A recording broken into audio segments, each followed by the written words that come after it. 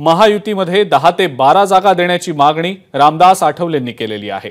तर महायुतीचंच सरकार येणार असून 2 मंत्रिपदांची मागणी सुद्धा त्यांनी केलेली आहे। महायुतीत राज ठाकरेंना घेऊ नये अशी एक मागणी सुद्धा रामदास आठवलेंनी केलेली आहे।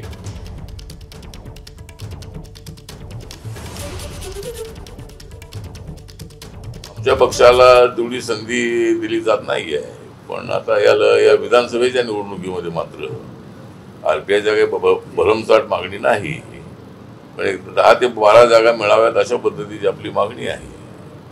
आणि कोकणामध्ये आपल्याला एखादी जागा तरी द्यावी आणि आम्हाला बीजेपीच्या कोट्यामध्ये न टाकता आमचा पक्ष इंडिपेंडंट आहे आणि त्यामुळं आम्ही महायुतीसोबत आहोत। सरकार आलं तर आपल्याला 1-2 मंत्रिपदे मिळावी, काही महामंडळाची पद मिळावी, तिघांच्या याच्यातून काय उरलेलं असेल ते आम्हाला मिळेल। ज्या धामधुमीमध्ये राज ठाकरेंना आपण घेतलंही, त्यामुळं काय मत मिळाली असेल, पण काय फारसा फायदा झाला नाही। माझं मत असं होतं की राज ठाकरेंना घेऊ नये। एबीपी माझा, उघडा डोळे बघा नीट।